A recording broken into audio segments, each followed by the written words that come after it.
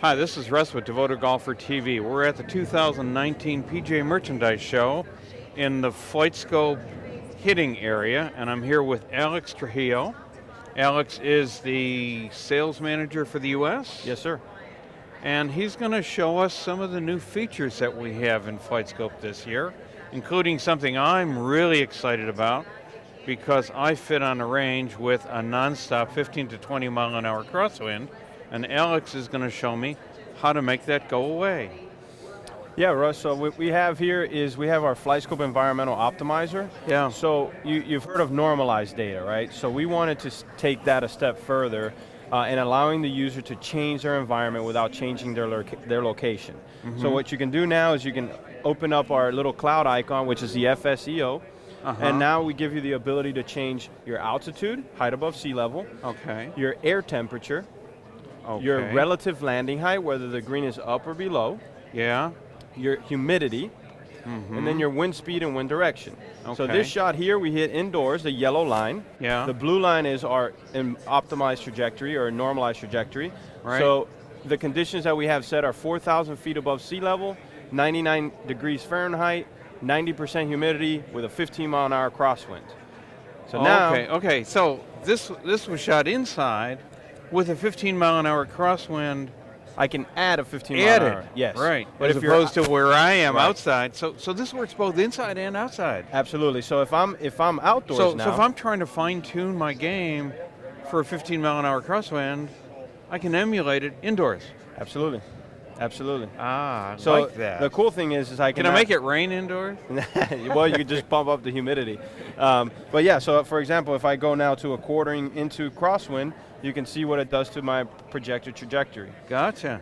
So it just gives a user more information to be able to prepare and attack the golf course, especially someone who, let's say, is playing in Florida and they're going to go play in Colorado. That's a huge change. You know, the ball's going to act completely different. Yeah. So First you're at sea level, you'll now be you're able at, to- now you're at Exactly. 2,000 feet. Yeah. So you'll be able to adjust those conditions and kind of learn what happens in that environment. Yeah. I learned it by experience. Yeah, me too. I hit balls over greens. Yeah. Right? It's like, uh-oh. Yeah. So, really cool feature. So when I'm outdoors, do you have a simulation for that? Yeah, so let's say you're outdoors and there's wind and you want to eliminate that wind, then all you would do in the EO is you would go to Restore Defaults, and Yeah. it's going to put everything at standard sea level conditions, which Gotcha. is Yep. 0 feet altitude, 59 degrees Fahrenheit, 50% humidity with no wind. And 59 degrees Fahrenheit is not standard. that I is live in Dallas. that is the standard scientific sea level conditions. Oh, is it? Yes, yeah, sir. yeah. Yeah, but if you wanted to change the temperature, you could. Let's say it's Let's seven, say it's 89. like 80. Yeah. Then you can just change it on there, and then you go. There you go. So, And so the humidity goes up too because I'm sweating. and you can change the humidity. Humidity actually doesn't affect ball flight as much as we think. It's actually air temperature or air density. Air density. Air density. Yeah, explain air density We to me. correlate. We tend to correlate humidity with how far the ball goes or how short it goes, but it's actually air temperature that has the greater effect. So, for example, if you're hitting at 89 degrees Fahrenheit, the ball's actually going to go further than if you were at 59 degrees Fahrenheit. Exactly. But because when it gets warmer, the humidity rises. We tend to correlate humidity with the distances of the golf ball when it's really the air temperature. So can we change humidity here as well? Absolutely, just go in here and you can say, all right, what if it's 90 humidity? And then there I go. So Great. you'll notice that humidity won't have much of an effect, Yeah. but if I change air temperature, it has a great effect. So That's if why I'm- in the mornings so it doesn't if go I'm as training far. a high school tournament player to play in the rain, Yes. when they're used to playing in the desert, I can give them some rain and show them basically how their distances are going to be affected as the conditions change. Absolutely. Yeah. Absolutely. Yeah.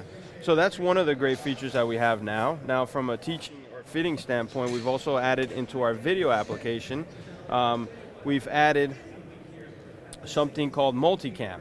So now I can have multiple video sources. So I can have, for example, a video feed from my X3 with club and ball trace. So I have the club and ball trace. I can have a video feed from an iPhone. So this is my video feed from the X3. Yep. I can have an iPhone, let's say, as a secondary device that's filming, and then I can have my operating device, my iPad, as my third feed.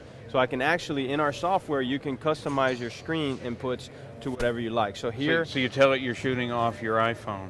Right. So here, Can I shoot off my Android? yes, you absolutely can. And if you have your PC as the main operating device, you can have an iPhone as another device and an Android as another device, and they all link into the same PC. Ah, okay. So then, yeah, you can basically play your videos with your trajectories, your data. And for example, let's say I wanted to get rid of this and I wanted to add something else in there, I can just drag and drop whatever feature I wanted into there. So I no longer have to swipe pages or anything. It's all basically on one main screen. So here So I have. is this a drag and drop laptop? No, No, it's an iPod. You're running on an iPad, Yep, aren't you? I can Yeah. just drag and drop. Great. If I needed to And draw, I can do the same thing on my touchscreen computer. Yes, absolutely. Yeah. So that's one of the new features that we've added to the video app. I may have to talk to the accountant and pull an upgrade this year. It's nice. The 2019 model, we did rebrand our coloring, so Yeah. we went to our red and white color. It's about 2.5 pounds lighter than our 2018 X3. We did that for tour players that they're always carrying or they're taking it on course. We added a QR code feature in here now, so you no longer have to go into the Wi-Fi settings. You can just turn on your camera, scan this, and it'll connect automatically to this unit. The camera will. Yep. Yeah. The iPad itself. iPad, So, Android. Android? Yeah. Android. Okay, so all I do is PC. scan that and I'm hooked up. You're connected. Great. Yep. Great. And then we added a 5G network to make that connection faster, and also the video transferring faster as well. Yeah, I get it. So- obviously I do video. I understand video speed. What kind of video resolution are we pulling? You can use whatever resolution that the device has. So if your iPhone does 120, you can do 120, 60, 30, whatever you need. And so 240. if I want to step through a video, show me how you would do that. Yep. So let me just drag. Let me drag a video in here. Okay. So if I have some feature where I can slow it down, and I can also just step through the actual, depending obviously on the frame rate of the camera. Yeah. So you can see how my step through works here. So this is in the slow-mo, and then I can just kind of step through the shot. And this was recorded, I think, at 30 frames. So obviously, once you bump up the frame rate. Yeah. But yeah, it's very versatile. It just gives you the option of basically just dragging and dropping information to where you want to see it. So this is it. I mean, this is all that I have to drag out to the range with me. That's Take all a you flight need. scope, couple cameras. You're done. Got it all? No cables, no wires, no nothing. I love it. How long does the battery go? It's about 6 hours. Well, I use it on tour typically, and if I go out on course, it lasts me the whole day. So it'll last a little more than 6, but our published battery So I life just is have to 6 pay hours. attention if I'm not actually using it, turn it off. Right, and it does have a sleep feature, so you can set the timer on the sleep. So if, for example, you set the sleep timer to 5 minutes, after 5 minutes of inactivity or non-tracking, it will go to sleep. So now I'm not drawing battery. Right. Yeah. And then all you have to do is just say wake and it's back on. Sign me up for an upgrade. All right, let's do it. Okay. Thanks.